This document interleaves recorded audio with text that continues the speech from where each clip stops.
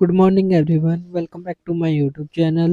तो आज की क्लास में हम यूजीसी नेट पेपर 1 के सिलेबस को डिस्कस करेंगे और कल से हम एक यूनिट वाइज हम सिलेबस को स्टार्ट करेंगे, जिसमें हम डेली एक क्लास को करेंगे और जून 2026 के लिए पेपर 1 की फ्री तैयारी यूट्यूब पर हम हमारे चैनल पर करेंगे। तो आज है हमारा फर्स्ट लेक्चर, जिसमें हम सिलेबस को डिस्कस करेंगे कि कौन कौन सा सिलेबस हम करेंगे या कौन कौन से यूनिट होती हैं। तो इसमें 10 यूनिट होती हैं और 10 यूनिट की लगभग हम 20 या 20 से 25 क्लास एक यूनिट में करेंगे।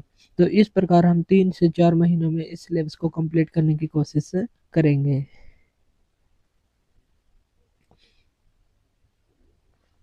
तो मेरा नाम है राहुल और हम इसी चैनल पर कंप्लीट सिलेबस को रिवाइज करेंगे, जैसे हमने पिछले दिसंबर 2025 के एग्जाम के लिए यहाँ पर लॉजिकल रीजनिंग किया था।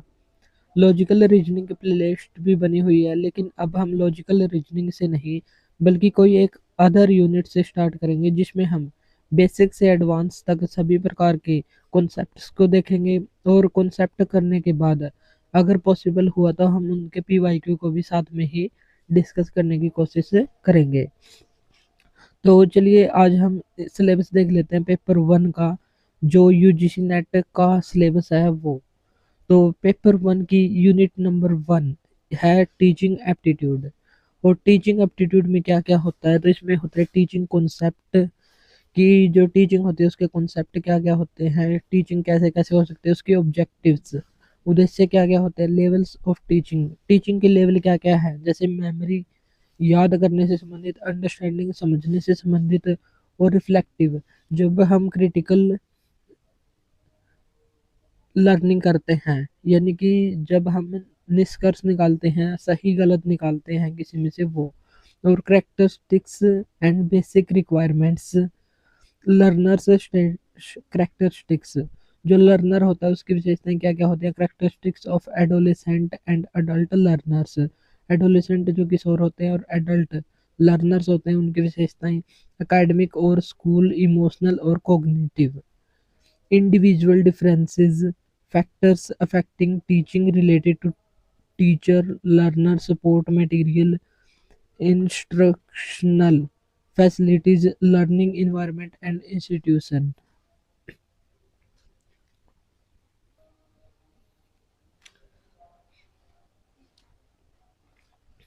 Methods of teaching in institutions of higher learning.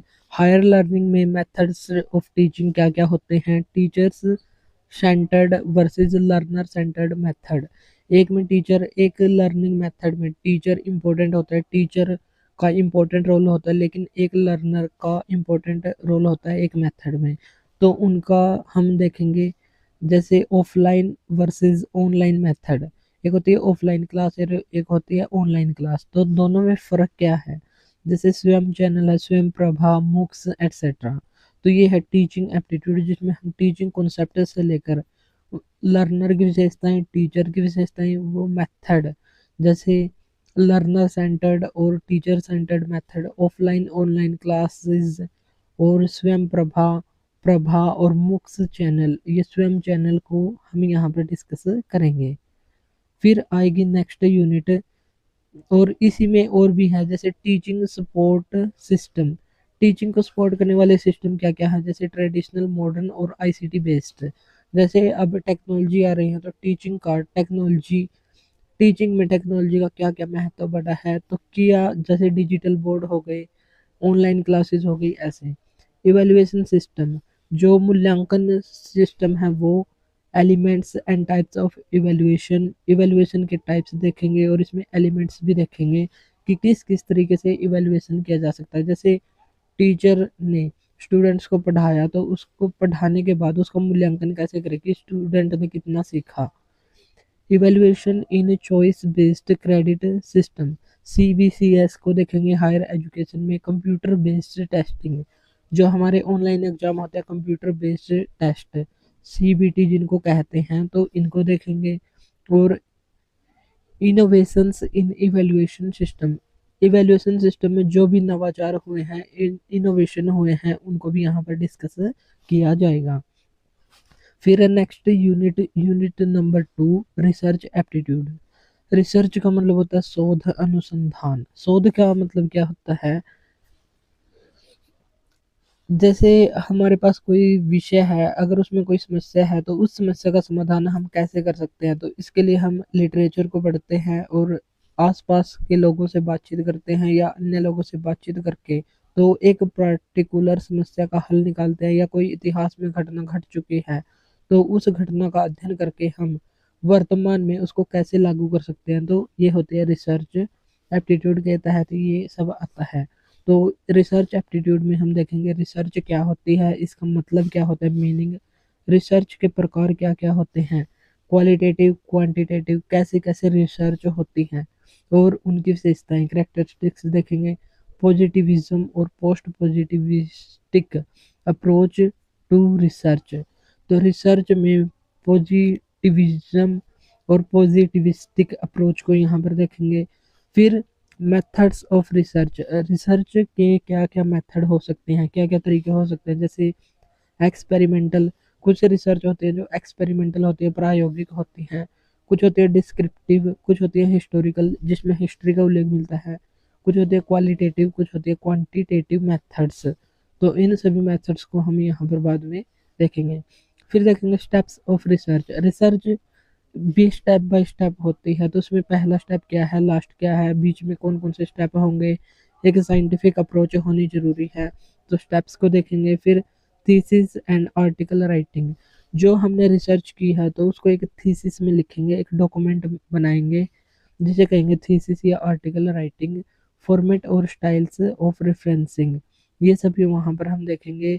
और application of ICT in research, जो हमारा आईसीटी है, इंफॉर्मेशन कम्युनिकेशन टेक्नोलॉजी, उसको हम रिसर्च में कैसे यूज कर सकते हैं वो देखेंगे। और फिर रिसर्च एथिक्स, रिसर्च के कुछ एथिक्स होते हैं उनको भी हम बाद में देखेंगे।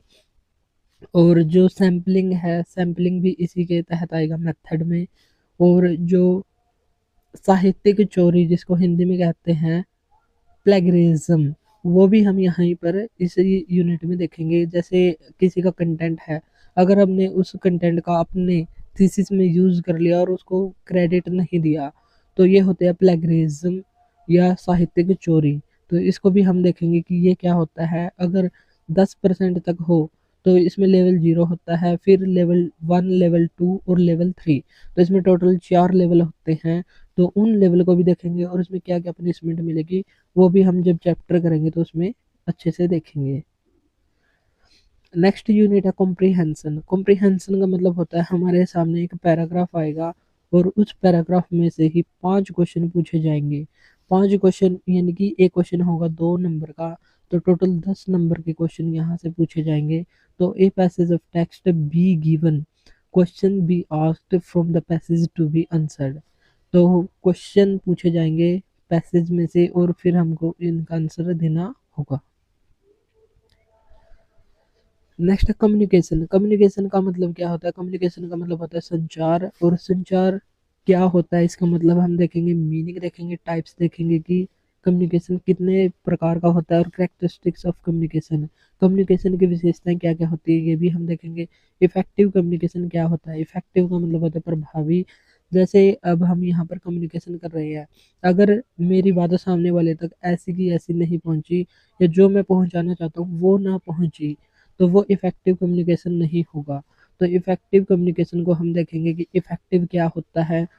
फिर वर्बल देखेंगे, वर्बल और non verbal communication. Intercultural, inter cultural का मतलब होता है एक कल्चर के लोग जब दूसरे कल्चर के लोगों के साथ है कम्युनिकेट करते हैं तो वे अपने विचार एक दूसरे के साथ आदान प्रदान कर रहे हैं या नहीं, उनको एक दूसरे का समझ आ रहा है या नहीं। और इसमें भी आगे बाधाएं होंगी या इसमें बैरियर्स आएंगे, तो बैरियर्स की भी चर्चा हम यहाँ पर करेंगे। And group communication, group communication क्या होता है, जैसे एक समूह के अंदर, एक ग्रुप के अंदर लोग हैं और दूसरे ग्रुप के लोगों के साथ वो कम्युनिकेट कर रहे हैं, तो ये कैसे होगा, क्लासरूम कम्युनिकेशन। क्लासरूम कम्युनिकेशन भी ग्रुप कम्युनिकेशन के जैसे ही है। जैसे एक ग्रुप में स्टूडेंट होते हैं और एक टीचर होता है, टीचर स्टूडेंट्स को अपनी बातें समझाता है। तो ये कम्युनिकेशन कैसे होता है, इसमें मैसेज इनकोडिंग होती है, फिर इसको डिकोड किया जाता है, फिर रिस्पॉन्स आता है, और रिस्पॉन्स या फीडबैक जब तक नहीं होगा तो वो इफेक्टिव कम्युनिकेशन अच्छा नहीं माना जाएगा।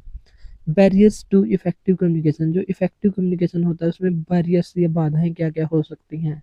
तो बहुत प्रकार की बाधाओं के बारे में हम पढ़ेंगे। फिर मास मीडिया एंड सोसाइटी, तो मास मीडिया और सोसाइटी के बारे में भी हम इसी में पढ़ेंगे।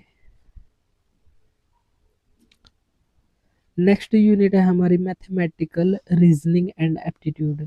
तो इसमें हम क्या देखेंगे, तो इसमें देखेंगे टाइप्स ऑफ रीजनिंग, रीजनिंग के प्रकार क्या क्या होते हैं।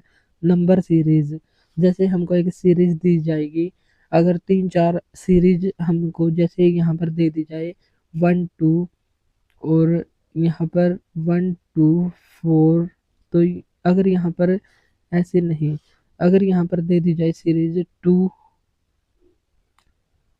4 6 8, और हमें यहाँ पर पूछा जाए कि यहाँ पर क्या होगा, तो हम देख लेंगे कि यहाँ पर +2 +2 हो रहा है या सम सम लिखा जा रहा है, तो यहाँ पर 10 हमारा राइट आंसर होगा। तो एक ऐसी सीरीज होगी।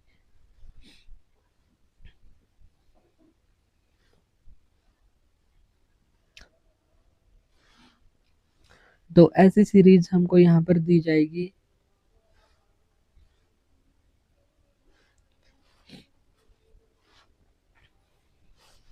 नंबर सीरीज हो सकती है, वो नंबर की सीरीज हो सकती है, या लेटर जैसे ABCD होता है वो सीरीज हो सकती है।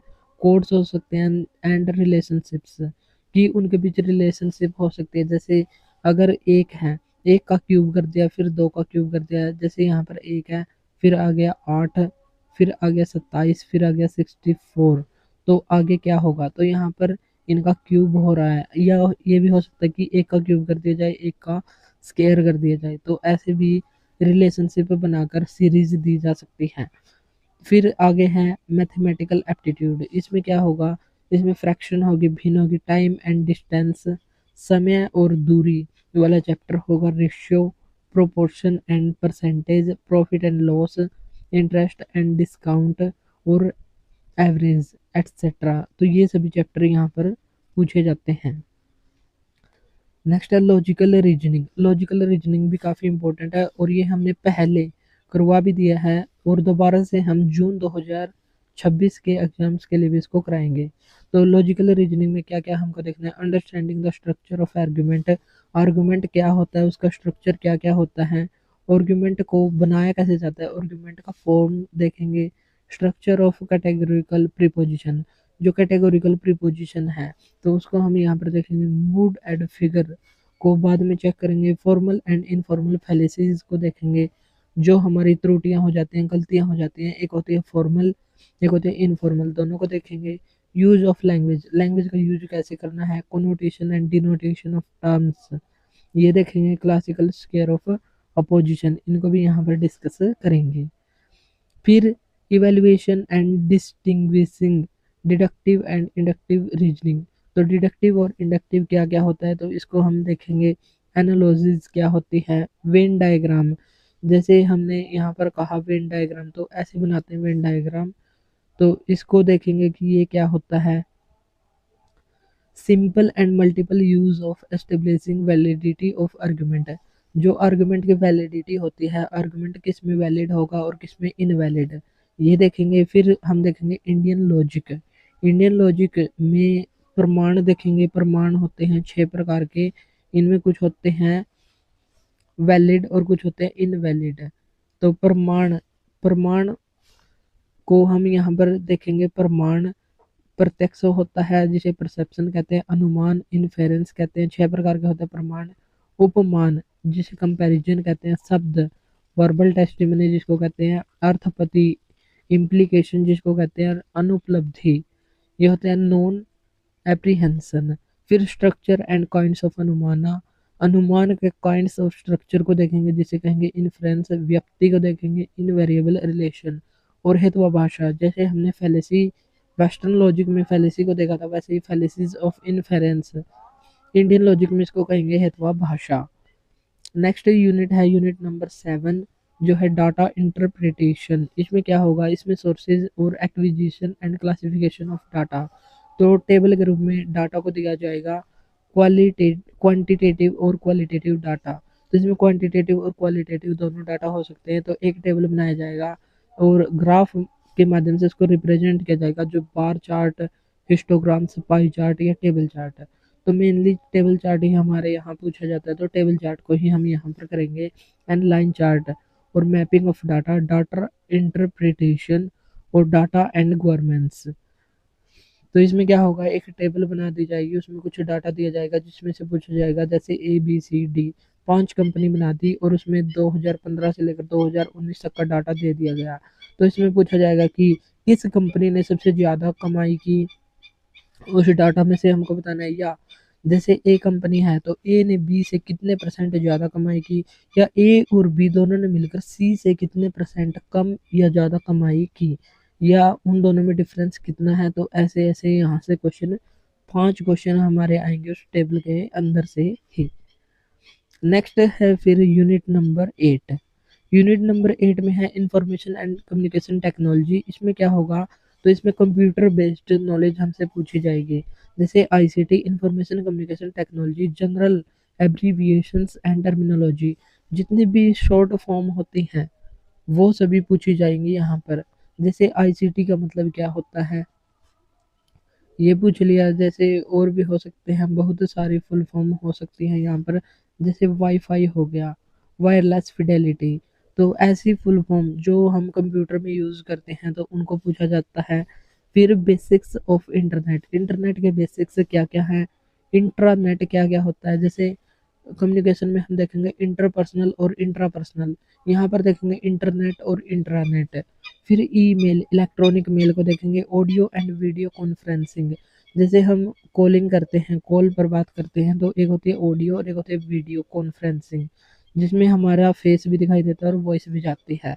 तो ये देखेंगे कि ये क्या होती है। Digital initiative in higher education, higher education के अंदर डिजिटल इनिशिएटिव या डिजिटल पहल कौन कौन सी शुरू हुई है वो देखेंगे। और ICT एंड गवर्नेंस, इसको देखेंगे कि ICT और गवर्नेंस शासन में ICT का क्या क्या महत्व है, कौन कौन सी योजनाएं शुरू की गई हैं। जो आजकल AI का ज़माना है, तो AI ज़्यादा फेमस हो रहा है और कंप्यूटर का जो मानव जीवन में हस्तक्षेप है वो ज़्यादा बढ़ रहा है। तो उसको भी हम यहाँ पर डिस्कस करेंगे कि ये मानव के लिए हानिकारक है या लाभदायक है, हम कंप्यूटर से कितना फ़ायदा उठा सकते हैं, कंप्यूटर हमारे लिए कितना फ़ायदेमंद है। तो इन सभी के बारे में हम इस यूनिट में देखेंगे। जैसे अगर हम रिसर्च करते हैं तो पहले रिसर्चर को एक स्थान से दूसरे स्थान पर जाना होता था। जैसे उसे किसी स्पेसिफिक स्टेट की स्टडी करनी है तो उस स्टेट में उसको जाना पड़ता था। लेकिन अब मोस्ट ऑफ द डाटा, अधिकतर डाटा हमें इंटरनेट या ICT के माध्यम से ही उपलब्ध हो जाता है। तो इसके कुछ फ़ायदे भी हैं लेकिन इसके कुछ नुकसान भी हैं। जैसे अगर हमारा कोई डाटा है, अगर हमारा डाटा किसी ने यूज़ कर लिया और हमको क्रेडिट नहीं दिया तो वो हमारा डाटा को देख सकता है, उसका यूज़ भी कर सकता है, उसका मिसयूज़ भी कर सकता है। तो इसके कुछ फ़ायदे भी हैं और कुछ नुकसान भी। तो ये सभी हम देखेंगे ICT वाली यूनिट में। नेक्स्ट है फिर unit number 9, people development and environment. ये सबसे बड़ी यूनिट है और इससे क्वेश्चन भी काफ़ी डेप्थ में आने लग गए हैं अब की बार से, या 2-3 साइकिल से इसमें क्वेश्चन कुछ ज़्यादा ही डीप में आ रहे हैं। तो ये सबसे बड़ी यूनिट हमारी होने वाली है, development and environment, millennium development goal and sustainable development goal. तो MDG और SDGs को हम यहाँ पर डिस्कस करेंगे। जैसे SDG गोल है हमारे 17 और ये होते थे 2000 से 2015 तक, और ये है 2015 से 2030 तक। फिर ह्यूमन एंड इन्वायरमेंट इंटरएक्शन हम देखेंगे, ह्यूमन और इन्वायरमेंट के बीच इंटरेक्शन कैसे कैसे होती हैं। एंथ्रोजेनिक एक्टिविटी और and there impact on environment, जो एंथ्रोजेनिक एक्टिविटी है, मानव कुछ एक्टिविटी करता है तो उनका पर्यावरण पर क्या क्या प्रभाव पड़ता है वो देखेंगे। इन्वायरमेंटल इश्यूज देखेंगे, जैसे लोकल, रीजनल और ग्लोबल लेवल पर। लोकल इश्यूज क्या क्या हो सकते हैं, रीजनल क्या क्या हो सकता है, और ग्लोबल वर्ल्ड लेवल पर क्या क्या प्रभाव पड़ते हैं। जैसे एयर पोल्यूशन है, वाटर पोल्यूशन है, सॉइल पोल्यूशन है, नॉइज पोल्यूशन, वेस्ट जिसमें सॉलिड, लिक्विड और बायो मेडिकल, और hazards electronic, climate change and it's socio economic and political dimensions. सभी को हम देखेंगे कि सॉइल पोल्यूशन क्या होता है और इसका सोशियो इकोनॉमिक और पॉलिटिकल डायमेंशन क्या क्या हो सकती हैं। फिर impacts on pollutants on human health, जो पोल्यूटेंट्स है उनका ह्यूमन हेल्थ पर क्या क्या प्रभाव पड़ता है वो देखेंगे। फिर है नेचुरल एंड एनर्जी रिसोर्सेज, जैसे नेचुरल रिसोर्सेज क्या क्या हो सकते हैं, एनर्जी रिसोर्सेज जैसे solar, wind, soil, hydro, geothermal, biomass, nuclear and forests. तो न्यू नेचुरल में और एनर्जी के रिसोर्सेज क्या क्या हो सकते हैं, तो इन सभी को डिस्कस करेंगे। फिर नेचुरल हैजार्डस एंड डिजास्टर्स, जो प्राकृतिक आपदाएं होती हैं वो देखेंगे, खतरे देखेंगे। और मिटिगेशन स्ट्रेटजी को हम देखेंगे कि इनसे कैसे निपटा जा सकता है। फिर हम कुछ अधिनियम को देखेंगे, जैसे इन्वायरमेंटल प्रोटेक्शन एक्ट 1986, तो उसमें इन्वायरमेंट प्रोटेक्ट करने के लिए क्या क्या प्रावधान किए गए। फिर national action plan on climate change को देखेंगे। इंटरनेशनल एग्रीमेंट्स और एफर्ट्स को देखेंगे, जैसे मॉन्ट्रियल प्रोटोकॉल। मॉन्ट्रियल प्रोटोकॉल ये कब हुआ था ये देखेंगे, इसमें क्या क्या डिस्कस किया गया, क्या क्या टारगेट यहाँ पर अपनाए गए। फिर रियो समिट 1992 में जो हुई, कन्वेंशन ऑन बायोडाइवर्सिटी। फिर Kyoto protocol, Paris agreement, international solar alliance, जिसका हेडक्वार्टर हमारे हरियाणा के गुरुग्राम में ही स्थित है। तो इसमें देखेंगे कि ISA इंटरनेशनल सोलर अलायंस में क्या क्या होता है, इसकी स्थापना कैसे हुई और इसमें क्या क्या टारगेट रखे गए, जैसे अभी हाल ही में इसमें कौन कौन से देश शामिल हुए हैं। तो ये सभी करंट अफेयर्स में हम डिस्कस यहाँ पर करेंगे। फिर है हमारी last unit, unit number 10, higher education system. तो हायर एजुकेशन सिस्टम में हम देखेंगे कि हमारा हायर एजुकेशन सिस्टम है वो कैसा है, जो प्राचीन समय में शिक्षा थी वो कैसी है, लेकिन प्रेजेंट समय में कैसी है। तो इन सभी को हम कंपैरेटिवली स्टडी करेंगे, कि कंपैरिजन करके हम स्टडी करेंगे। तो इसमें सिलेबस क्या है, institution of higher learning and education in ancient India, जो प्राचीन भारत में लर्निंग के जो इंस्टीट्यूशन थे एजुकेशन के क्षेत्र में, तो एंशिएंट इंडिया में वो कैसे कैसे थे उनको डिस्कस करेंगे। Evolution of higher learning and research in post independence India, तो पोस्ट इंडिपेंडेंस इंडिया में इवोल्यूशन कैसे हुआ, हायर एजुकेशन का विकास कैसे हुआ, तो ये हम देखेंगे। फिर oriental and conventional and non conventional learning programmes in India, तो ये सभी प्रोग्राम देखेंगे जो शिक्षा के क्षेत्र में चलाए गए। फिर professional, technical and skill based education, professional education, technical और स्किल बेस्ड एजुकेशन के बारे में देखेंगे कि कैसे कैसे होती है, कौन कौन सी एजुकेशन। फिर value education and environmental education, हमको चाहे हम कितनी भी नॉलेज ले लें, प्रोफेशनल, टेक्निकल या स्किल बेस्ड, जब तक हम में वैल्यू एजुकेशन नहीं होगी, इन्वायरमेंटल एजुकेशन नहीं होगी, तब तक हमारी एजुकेशन बेकार ही है। तो वैल्यू एजुकेशन के बारे में पढ़ेंगे कि वैल्यू एजुकेशन क्या होती है। इन्वायरमेंटल एजुकेशन, पर्यावरण के प्रति शिक्षा हमारी क्या क्या होती है। फिर हम पढ़ेंगे पॉलिसीज, जो नीतियां हैं, गवर्नेंस, शासन एंड एडमिनिस्ट्रेशन, तो प्रशासन में, शासन में जो हायर एजुकेशन से रिलेटेड नई नई नीतियाँ या योजनाएं लागू की गई हैं, तो उनको भी हम यहाँ पर डिस्कस करेंगे। तो ये था हमारा सिलेबस जो हमने कंप्लीट डिस्कस कर लिया। अब हम देख लेते हैं कि हमारा जो पेपर 1 है, तो उसमें टोटल 50 क्वेश्चन पूछे जाएंगे और यूनिट है हमारी 10, तो पर यूनिट से 5 क्वेश्चन यहाँ पर पूछे जाएंगे और एक क्वेश्चन होगा 2 नंबर का। तो हमारा लगभग 100 नंबर का पेपर 1 और 200 नंबर का पेपर 2 यहाँ पर होता है। पेपर 2 हमारा होता है स्पेसिफिक, जैसे किसी का होता है पॉलिटिकल साइंस, किसी का होता है हिस्ट्री, जिसमें हमारा पोस्ट ग्रेजुएशन कंप्लीट होता है, तो वही हमारा पेपर 2 होता है। और पेपर 2 में भी 10 यूनिट होती है, जिसमें हर एक यूनिट से 10 क्वेश्चन पूछे जाते हैं। तो पेपर 2 हम यहाँ पर करेंगे पेपर 1, जिसमें हम यूनिट 1 से लेकर यूनिट 10 तक जो हमने सिलेबस देखा उसको ही हम यहाँ पर कंप्लीट करेंगे। 50 क्वेश्चन टोटल पूछे जाएंगे और एक क्वेश्चन होगा 2 नंबर का, यानी कि ये हमारा है 100 नंबर का काम। तो 100 नंबर का काम हम यहाँ पर डिस्कस करेंगे। लगभग 3 से 4 महीने में हम अपना कंप्लीट सिलेबस करने की कोशिश यहाँ पर करेंगे। तो उससे थोड़ा बहुत लेट भी हो सकता है, लेकिन हम इतने टाइम में कंप्लीट करने की कोशिश करेंगे। तो यहाँ पर यही बात बताई गई कि 5 question each carrying 2 marks are to be set from each module whenever graphical factorial question और सेट फोर साइटेड कैंडिडेट्स। तो ये हमारे लिए नहीं है, तो ऊपर वाला ये हमको ध्यान रखना है कि दो क्वेश्चन हमारे लिए पूछे जाएंगे, जो हमारा हर एक यूनिट से 5 क्वेश्चन और एक क्वेश्चन होगा 2 मार्क्स का। तो 50 क्वेश्चन 100 मार्क्स के हमारे यहाँ से पूछे जाएंगे।